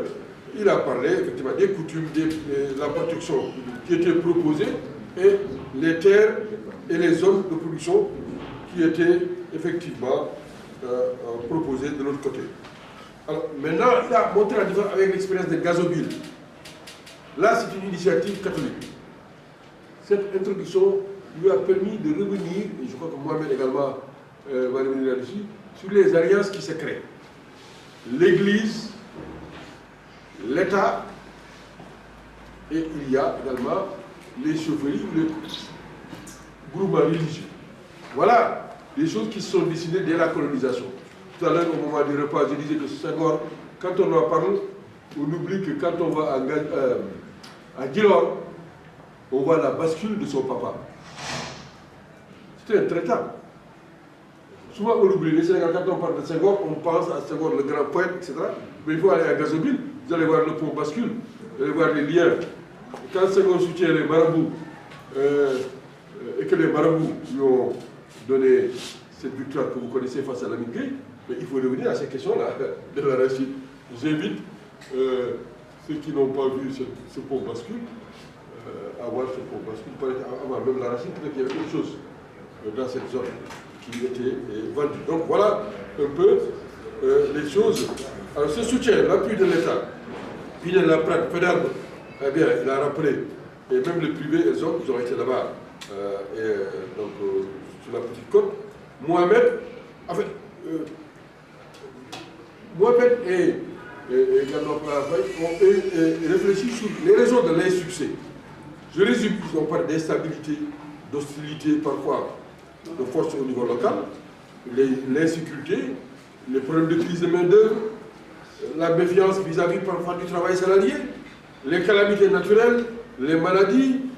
Ils ont parlé également des facteurs limitants, à savoir ici, le facteur externe, la concurrence. Parfois, ils ont parlé de la guerre de sécession aux États-Unis, mais ils ont parlé aussi de la crise à Haïti. Donc, on est dans la mondialisation depuis très longtemps. Et il faut tenir compte de ces facteurs-là. Je crois que pour me résumer, ils ont parlé maintenant de ces alliances-là qui se sont élargies. Il y a les traitants maintenant, les pouvoirs religieux. Ils ont esquissé la présence des forces productives. Bon, la question est posée maintenant, pourquoi ça n'a pas marché? Est-ce qu'on a eu un État développeur ou un État prédateur? Voilà les questions. Bref, le débat entre l'ancien et le nouveau qui se pose, les greffages réussis ou pas réussis, et Mohamed a parlé des 5 périodes qui permettent de bien suivre les éléments. Je ne vais pas vous faire l'affront de vous rappeler ces 5 périodes, parce que franchement, vous avez bien écouté. Il a parlé des problèmes idéologiques, il a parlé maintenant des questions intéressantes qui se posent, les problèmes d'organisation, les problèmes de planification. Et enfin, il a terminé et même la concurrence avec les sociétés à l'extérieur. Les mêmes capitalistes sont là, mais ils sont également ailleurs. Donc c'est des contradictions qui existent. Et l'impact maintenant sur les politiques d'urbanisation. Il nous a appris ici que les HLM, les SICAP, c'est des politiques qui ont été en œuvre. Et c'est comme pour les plans FMI de la Banque mondiale, certaines choses ont été expérimentées chez nous. Après, c'est en France qu'on les a dupliquées. Parfois on l'oublie, et je pense que Mohamed a bien fait de nous rappeler ça. Avant de donner la parole aux deux modérateurs, je voudrais juste partager avec vous en 2 secondes une contribution. Dans le cadre d'Histoire Générale, quand Babacar nous a envoyé le projet, je suis heureux que Baham qui va parler va nous dire. Alors je ne vais pas vous lire parce que c'est en Wolof. Je vais vous résumer ce que Moustapha Diop, qui travaille avec nous à Histoire Générale, il travaille sur le Wolof lui. Quand il a vu les TDR, voilà ce qu'il a dit, je vous dis, pas en Wolof mais en français. Il a dit à Babacar Fall, j'ai lu avec intérêt votre appel de communication pour le bicentenaire de Diaw. Je voudrais intervenir sur 2 aspects et entrer à 2 thématiques. Premièrement, la politique agricole au Sénégal. Deuxièmement, la résistance au Wallon. Il est dit que Claude Richard, implantant la première station expérimentale agricole de l'Afrique noire, et ainsi de nombreuses cultures telles que le coton, l'arachide, le sésame, l'indigo, ont été introduites en Afrique tropicale grâce au jardin d'essai de Richard Toll. Heureusement qu'il y a eu beaucoup d'interventions sur ça. Il dit ceci. Il est également écrit que la conquête du Wallo a entraîné des vagues de migration d'une partie de sa population vers le Kadior. Étant issu d'une famille qui a migré du Wallo vers le Kadior, je voudrais partager avec vous 2 aspects. 1. Sur l'agriculture au Sénégal avant et après l'arrivée des Européens. 2. Sur les relations entre le Wallo et les autres foyers d'immigration, le Diender, le Baol et le Kadior. Alors, voilà ce qu'il dit. Sur l'agriculture, le coton, on l'a dit, ça, c'est pas l'Europe qui a amené ça. Rokhaya l'a dit, Wouten, les Wolofs savent ça. Le coton était connu. On pratiquait le coton avant l'arrivée des Européens. Donc, peut-être c'est le passage à l'échelle qui a été développé. Deuxième chose, il dit que le gazé, l'arachide, là, peut-être que c'est vrai. En Wolof, il y a 2 mots. Arène à Guerté. Là, il faudra, Bahao, que tu donnes ton point de vue. Moustapha dit que Guerté, c'est en relation avec l'arachide venant des États-Unis. Et que le mot, mais là il faut vérifier, a été employé à partir de l'introduction de l'arachide, surtout quand il parle de Rufisque. Quand, un moment, l'arachide venait des États-Unis. Alors, il y avait des développements là-dessus, en disant même que le nom semble être très proche de Carter, dont le nom anglais. C'est son point de vue, mais je préfère le livre. Sésame, il est d'accord, mais indigo, on l'a dit, ça c'est sénégalais, les gens connaissaient auparavant. Il a même fait des développements sur la teinture que les Soninké, les Alpulaar, les Wolof, les peuples connaissent très bien, donc il a développé là-dessus. Maintenant, je termine sur les migrations. Là, j'avoue que moi-même, je n'étais pas au courant et j'étais très surpris. Mais en même temps, je ne devais pas être surpris. Il dit, lui, c'est le petit frère de Cheikh Anta Diop, hein. Tout le monde le connaît, Cheikh Anta, étant du Baol, etc. Il dit que la famille vient du Wallon. Et que c'est à la suite des crises, de cette crise-là, que la famille est partie. Et que donc, dans la cassette que j'ai, je donnerai à Bahao, il dit que s'il n'était pas parti, c'était le grand-père qui allait être braque. Voilà.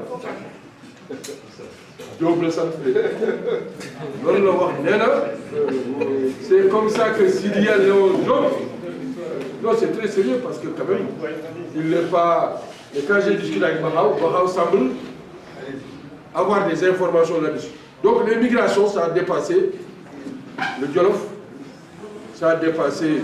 Et je sais que la famille, à Mbidjem, le fort de Mbidjem, Alors, un des grands-parents était chef de canton. Donc, qu'est-ce que les Français ont fait là-dessus? Voilà, en gros, la contribution. Et je crois que c'est intéressant. Maintenant, la parole est à tout le monde. Je lui avais dit Tafa de venir. Alors, j'ai enregistré ses propos. C'est disponible. Je crois que Babacar, je pense que les familles régnantes du Wallon vont réagir. Et c'est un débat parce que c'est des parties enfouies dans notre histoire dont on ne parle pas. Les gens qui ont quitté ici, le Wallon, pour aller ailleurs. Et qu'est-ce qu'ils sont devenus? Merci. Il y a Diop, plus côté Moïnaou, c'est le Diop de Nadior. Il y a Diop de Cheikh de Diop, c'est Martar Loubé, c'est une coquille. C'est une coquille qui ici. Il y a ce qu'on appelle l'ancêtre, venez effectivement de Rosbek, Diassou Diop. Diassou Diop est le père de Beke Tehe Diassou. Beke Tehe Diassou est le père de Mogen Tehe. Mogen Tehe, père de Oult Mogen. Oult Mogen, père de Debounou. Debounou, père de Aïb. Aïb, père de Samba Aïb. Diop. Samba Aïb Diop, père de Matar Doubé. Matar Doubé est le père de Matar Sassou et comme ça. Mais lui, c'est un bec. Au plus, c'est un grand kangam dans le Wallon. Mais il n'est ni Mbot, il ne pouvait pas prétendre. C'est un grand kangam, chef de la province. Attendez, chef de la province. Au plus, il pouvait prétendre au titre de bec. C'est comme Békikou. Békikou s'appelle, le véritable nom. Békikou, on a donné son prénom à Béki Moudjobrim Moudjobrim. Le Béki Moudjobrim Moudjobrim qui avait accompagné Pinet-Laprade lors de la conquête du Saloum à Poskoto. Békikou porte son nom. Seulement, on n'a pas dit Moudjobrim, on a mis seulement Békikou. Alors, donc, eux, ils pouvaient au plus au Wallon prétendre au titre de Béki. Le Békio, c'est le gouverneur de la zone occidentale attenante à Saint-Louis. Son lieu de résidence était Rosbek. Je lui dirai. Voilà. Non, il faut ajouter peut-être que le Békio, à un moment donné, prétendait être le bras. Oui. Mais non, les Français, Békio Maloukourio, pendant une période, les Français étaient à Saint-Louis. Et c'était très simple, ils ont divisé le Wallon en deux parties. Comme que le Békio était attenant au comptoir de Saint-Louis, ils ont dit au Békio maintenant, comme tu es assez puissant, on va t'aider, comme ça tu vas faire une sécession, et comme ça le Wallon va être divisé en deux. Mais le Braguirim Bani Arambakar a pu réduire cette sécession, il a fusillé à Pogou. Il a été capturé et fusillé. Cette prétention est devenue de là. La prétention des Diop. Maintenant, il y a un autre Diop, il y a les Diop de Koulikot de Ngoïdaou. Les Diop de Koulikot de Ngoïdaou, ces Diop-là, ce sont les seuls Diop à avoir réussi à être roi sans avoir le droit patrimonial. Donc, il y a eu Mandiop qui a été Boursalou. Il y a Ladjor, Ngone Latir qui a été Damel, Saint-Fall. Et il y a Brakoulimbab qui a été le seul Diop sur les 54 Brak à ne pas être Mbou. Ladjor a été le seul domaine à ne pas être Diop. Mais ça, c'est la même famille. Mais ça, ce n'est pas la famille de Cheikh Anta. Cheikh Anta est plutôt apparenté à Guéry Gorndel dans la famille des Dorog. Massamba Sassou est un Dorog. Et quand Guéry Gorndel s'est réfugié, il s'est réfugié chez Cheikh Anta. D'abord chez lui. Alors maintenant, pour ce qui est de Ndiaye Ndiaye, je vais répondre rapidement. En tout cas, nous on était là, ma famille, la famille Diaw, la Laman Diaw était là. Bon, on a trouvé Ndiaye Ndiaye, on a sorti des eaux, métis, hirsutes. Il était hirsute et il avait des cheveux avec sac noir. Nous on l'a repêché dans le fleuve, il était métis d'une femme tout couleur et d'un père nar. Alors, nous on l'a repêché. On l'a pris, le Lamandion est parti, et c'est ça qui est très intéressant, c'est que Ndiaye Ndiaye a été baptisé par un Sérère, Moïse Wadijon, qui est Sérère Mandeng.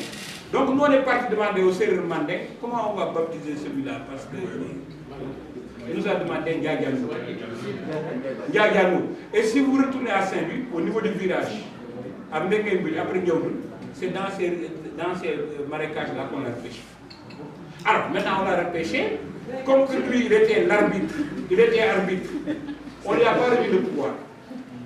On a gardé les terres, on a gardé les eaux, le Wallon est amphibie, il y a que les eaux et la terre. Nous, on garde les terres, on garde les eaux, et en même temps aussi, on garde le pouvoir électif.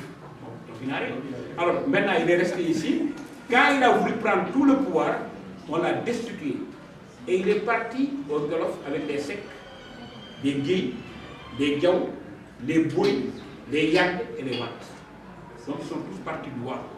Et vous allez voir qu'il y a un mouvement longitudinal qui part du Waalo vers le sud. Eux tous, ils viennent d'ici et les populations du Jolof étaient mandingues, bengues. Les populations du Kayor étaient mandingues. Ils ont refoulé les mandingues. Nous avons refoulé les mandingues pour y aller. Mais nous, on est restés là. Donc le fond originel du peuplement Wolof, c'est nous. Nous le voyons.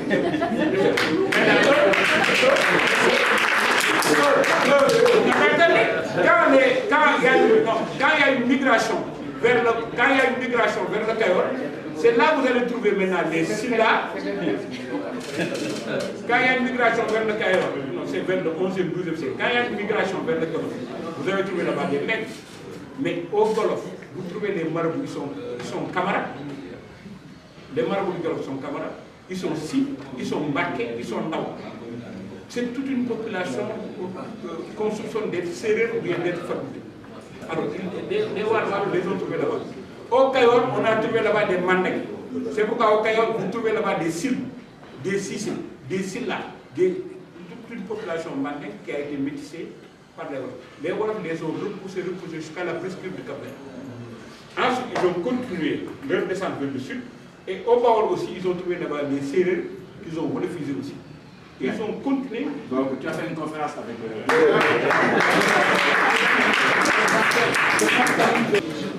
La dernière intervention de Diaw me pousse quand même à dire quelque chose. J'ai l'impression que l'histoire du Waalo et du Jolof, mais certainement des autres régions, c'est comme un miroir brisé. Et les tessons sont éparpillés sur plusieurs langues. Et je crois qu'on a eu cet après-midi la version d'une seule langue, ou d'une seule communauté. Et Diaw, en parlant, c'est comme si le Jolof n'était pas peuplé d'une majorité de peuples. Il a parlé des Beng, des Wat. Or, pour nous, c'est une excroissance du Waalo, une minorité qui a pris le pouvoir et trouvé une majorité. Donc, je vous invite,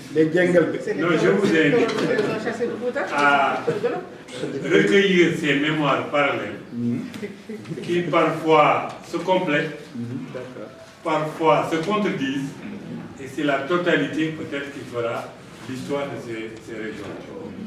Et je vous donne un exemple pour parler de Ndiaye. Si vous interrogez les éleveurs sur les rapports entre le Jolof et le Waalo, ils vont vous donner un récit complètement différent. Même la toponymie du Waalo, Lerinagem, pour nous, c'est Houbere Yamar, c'est-à-dire la boutique de Yamar. C'est le comptoir? C'est le comptoir. Donc tout le long de la frontière, on a changé la toponymie pour refléter les événements heureux ou malheureux qui sont passés dans les relations entre le Jolof et le Waalo. Donc poursuivez cette filière. Deuxième exemple, c'est l'exil de Samba Laobé en 1883. Et Samba Laobé est venu avec 4 ardos. Ces ardos-là faisaient partie de la coalition qui a mis au pouvoir Al-Bouri. Al-Bouri est venu au pouvoir à la suite d'un coup d'État. Il y a une coalition. Cette coalition a commencé à se fissurer à partir du moment où on a noté les dérives autoritaires d'Al-Bouri. Donc pour nous, le Waalo, c'était une zone d'exil pour les exilés politiques à un moment donné. Ou même où on fabriquait des leaders ici pour renverser les leaders. Alors, détail important. Dans notre langue, il y a une expression qui s'appelle Ekol Yamar. Ça veut dire le partage de Yamar. Ça veut dire mot à mot, un partage inégal. Pourquoi? Parce que le visa d'entrée au Waalo, pour un ardo, exilé politique, c'était 30 vaches. 30 vaches au 19e siècle, mais c'est comme 200 vaches cette fois. Demander à un ardo 30 vaches, c'était vraiment trop. Non seulement c'était le visa d'entrée, mais la carte de séjour. C'était 10 vaches par an. À un moment donné, ces ardos-là ont dit, mais c'est Yamala, il est trop gourmand. Donc nous, on va au salon. Donc il y a tout un rapport politique économique. Et quand on a voulu renverser Albouri, c'était très simple. La coalition a été faite ici. Samba Laobé était convoqué au dernier moment, mais la coalition c'était Arkoali, Samba Ngoum et Samba Diak. Et c'est eux qui ont dit, ah, Samba Laobé vient, maintenant on va te cofter, on va renverser Albouri et on va te mettre. Donc il y a toute une histoire qu'il faut retracer avec les 2 langues ou les 3 langues ou selon les couches. Quand il dit Ndiaye a été destitué, je ne sais pas quelle version c'est. Pourquoi a-t-on destitué Ndiaye? On destitue Ndiaye et on met en place son frère. Son demi-frère. Oui, pourquoi? Qu'est-ce qui s'est passé? Il y a un switch dans ce... C'est son frère qui l'a installé. Ce n'est pas toujours... Les Ndiaye n'ont jamais accepté Ndiaye. Moi, Ndiaye est parti au Jolof. Il faut essayer de me dire, il est parti au Jolof, il y est parti avec des familles, c'est vrai, parce que la famille Gueye est allée au Baol. Demba Gueye. Demba Gueye. Demba Gueye, on dit que Demba Gueye, c'est Les Diaw. le pouvoir pour Wolof, c'est installé pratiquement au Baol. Baol Demba Gueye. Oui, on dit Baol Demba Gueye. Alors, qu'est-ce qui s'est passé? Il fait de Ndiaye Ndiaye, vous ne l'avez pas aidé à sortir du fleuve, vous l'avez capturé, vous l'avez tendu.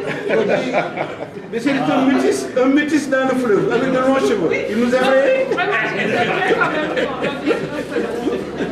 Moi je dis c'est plutôt l'Empire Manding qui est de la boucle du Niger jusqu'à Sali Portugal, jusqu'au Jolof.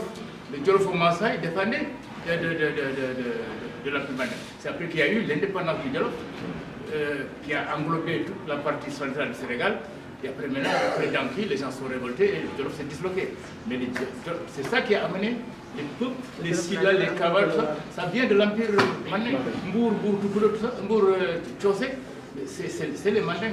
L'unité de l'Afrique de l'Ouest, c'est parce que c'est les Mandings qui l'ont réalisé en premier. Donc, ils ont laissé le patronyme partout. Je pense que c'est une réalité qu'il ne faut pas. Maintenant, il y a des Silla, des Kawara qui sont au Wolof, tout simplement parce qu'au bout de 2, 3, 4 générations, moi, quand j'étais élève à Saint-Louis, on me disait Nar.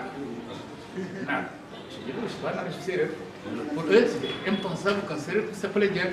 Je dis, mais mon grand-père est du pays Wolof, il est resté au Saloum pendant 6, moi je suis à la 7e génération, je suis sérieux. Mais les Silla, les Camara, c'est pareil. Donc je pense que, essayer de dire que c'est nous qui étions là avant, on a repoussé les autres, bon, alors que tout ça c'est un ensemble. Lui-même il a du sang manding. C'est un ensemble homogène et nous avons tous du sang manding dans les.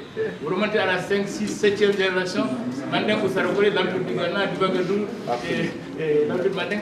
D'abord, je tiens à rendre hommage à tout le monde, à féliciter tout le monde, à dire qu'à mon ami Babacar Fall qu'il m'a trompé. C'était fait histoire. Parce que notre développement, si vous devez diriger ce pays, voyez-vous, tout à l'heure quelqu'un a dit, à part de l'expérience de la mécanisation de la région, qui a échoué. Et on est en train de recommencer la même histoire. Essayer de distribuer partout des tracteurs et tout ça pour mécaniser la région. Quelqu'un a parlé ici. D'abord, ce que nous devons dire, c'est que la colonisation a tout fait pour effacer notre histoire. Du point de vue même de l'irrigation. Nous ne pouvons pas dater notre mise en valeur à partir de cette période. Notre mise en valeur a commencé depuis qu'on a commencé la domestication des plantes et des animaux. Et nous avons eu aussi dans notre histoire à maîtriser l'eau. Je crois que le professeur Batili ne me dira pas non. Vous tous du Walo, vous savez que l'irrigation beaucoup plus performante est née dans toute cette longueur du fleuve. Et que même les barrages, le barrage de Manantali pouvaient être réglés de telle sorte qu'on puisse continuer notre forme d'irrigation qui est une irrigation performante de la culture de l'État. Je vais m'arrêter là parce que ça peut être très long. Vraiment, je vous remercie. Je suis très content de vous rencontrer.